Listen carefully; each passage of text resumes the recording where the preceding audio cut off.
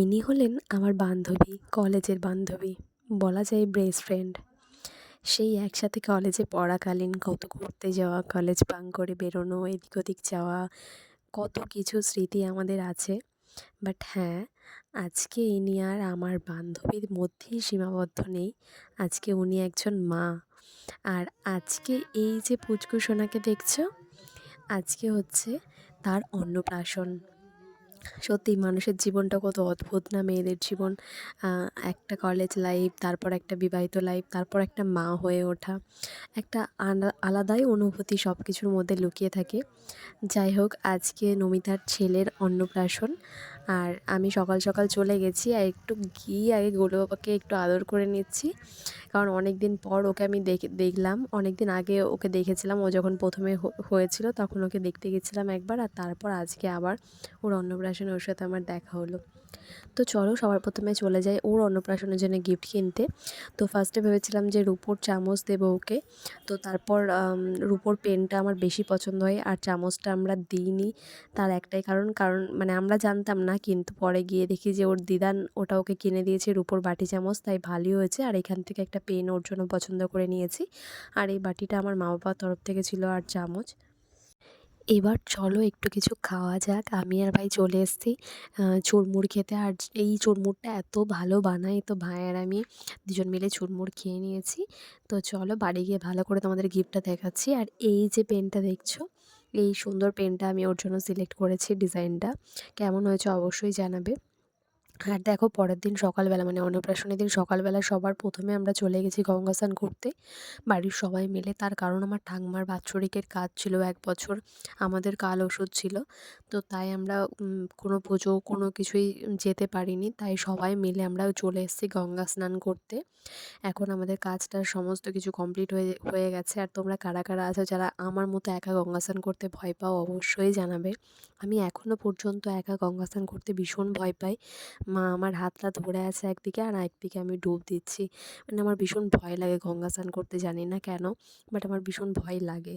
তো যাই হোক, আমরা সেদিনকে কিছু ঠাকুর দেখতে দেখতে, যেহেতু সেদিনকে রাসের আগের দিন ছিল, তো সেই জন্য মানে খুব আ প্রায় বেশিরভাগ ঠাকুরই কমপ্লিট হয়ে গেছিলো। আর দেখো, আমি গঙ্গা স্নান করে ডাইরেক্ট চলে এসেছি ওর বাড়িতে, আর এসে ওর মেকআপ করে দিয়েছি ভীষণ তাড়াতাড়ির মধ্যে, যেটুকু টাইম পেয়েছি ওকে সিম্পলের মধ্যে একটু সাজিয়ে দিয়েছি। কারণ আজকে ওর ছেলের অন্নপ্রাশন বলে কথা, মাকে তো একটু সাজতেই হবে। আর গোলু বাবাকে দেখো কি মিষ্টি করে কাঁদছে না? বাচ্চাদের একটাই যা করে সেটাতেই সুন্দর লাগে। তো যাই হোক, এখনও স্নান করানোর জন্য যেখানটা স্নান করাবে, তো সেখানটা রেডি করে নিচ্ছে। আর এখানে ডেকোরেশনটা খুব সুন্দর করে করা হয়ে গেছে। চলো এবার গোলু বাবাকে স্নান করানো হবে। তো এদিকে দেখো তোমরা, ও স্নানের পর্ব, আর এখানে মা ছেলের ভালোবাসা, আদর একদম মাখামাখি চলছে একদম। তো যাই হোক, সন্তান আর মায়ের একটা আলাদাই ভালোবাসা থাকে, তাই না? তো যাই হোক, এটা হচ্ছে ওর মামা যে ওকে ভাত খাওয়াবে, আর এটা ওর বাবা। তো চলো এবার ওর স্নানের পর্বটা তোমাদের সাথে শেয়ার করি। প্রথমেই ওর গয়না পরানো হচ্ছে, গয়না মানে ফুলের সাজ, ওর হাতের চূড়া, মাথার মুকুট, গলার মালা। বাট বাচ্চা তো, ও মানে বাচ্চারা তো কিছু বোঝে না, যা কিছু দেয় সব কিছুই মুখে দিয়ে টানাটানি করে বা মুখে চিবিয়ে ফেলে।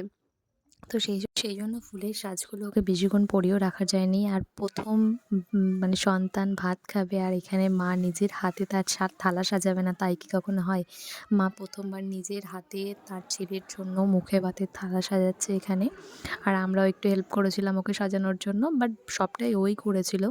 তো খুব সুন্দর করে এখানে সাজিয়ে নিয়েছে। আর এখানে আমাদের সোনা বাপ্পা রেডি হয়ে পুরো একদম অন্নপ্রাশনের মামার কোলে বসে রেডি একদম। আর দেখো, ফটো তোলার জন্য উনি একদম ওস্তাদ, এত সুন্দর সুন্দর পোজ দিয়েছে, তোমাদের সাথে ফটোগুলোও শেয়ার করে দেবো। আর কিছুতেই টিপ পড়বে না উনি। তো টিপ না ছাড়া তো মানে একটা ইনকমপ্লিট থেকে যায়, তো ওকে জোর করে কান্নাকাটি করে টিপটা পরানো হলো কোনো রকমভাবে। এবার ওর একটু ফটোশ্যুট করিয়ে নেওয়া হবে, তারপর হবে ওর ভাত খাওয়ানো। দেখো ও কত সুন্দর করে পোজ দিয়ে দাঁড়িয়ে আছে, কি কিউট লাগছে তাই না?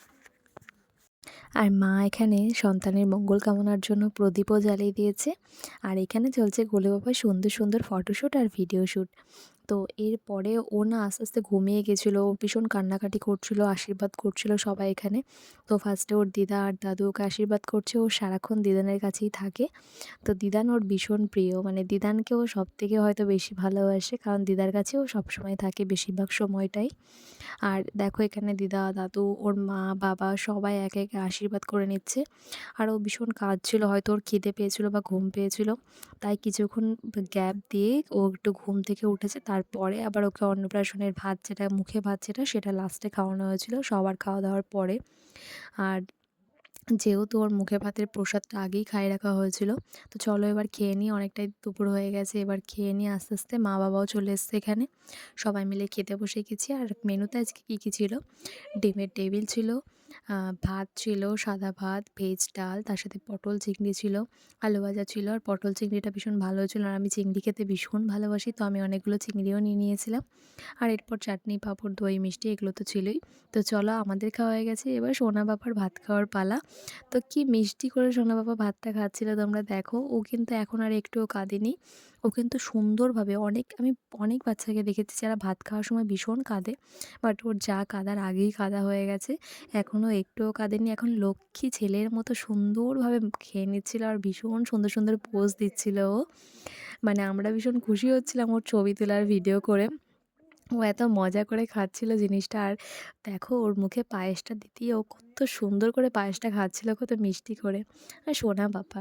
তো যাই হোক আজকে ছিল ওর মুখে ভাতের অনুষ্ঠান। এবার দেখো ওর লাকিলি আমরা যে পেনটা দিয়েছিলাম ও কিন্তু সেটাই সবার আগে তুলেছিল। এই কারণেই কিন্তু পেনটা ওকে গিফট করা। কারণ এখানটাতে দেবো ওর থালার মধ্যে যে ও কোনটা আগে তোলে, ও কেমন বড় হয়ে হবে সেটা দেখার জন্য। যদিও ও এখনো কিছুই বোঝে না এইসবের, তবে ভগবানের কাছে এটাই প্রে করব, তুমি খুব বড় একটা মানুষের মতো মানুষ হও, একটা ভালো মানুষ হও, অনেক বড় হও তুমি। আমার আশীর্বাদ সবসময় তোমার সাথে রইলো। আর এদিকে সোনা বাবা কেক কাটিংও করে দিয়েছে নিজের হাতে করে কিন্তু, আর কেকটা ভীষণ টেস্ট ছিল। তো চলো এবার আমাদের কেক টেক খেয়ে এবার আমাদের বাড়ি যাওয়ার পালা। আজকে দিনটা ভীষণ মজা করে কাটালাম। তো অন্য একটা ব্লগে তোমাদের সাথে দেখা হবে। আজকের ব্লগটা কেমন লাগলো অবশ্যই তোমরা জানিও। তো চলো টাটা, সবাই ভালো থেকো।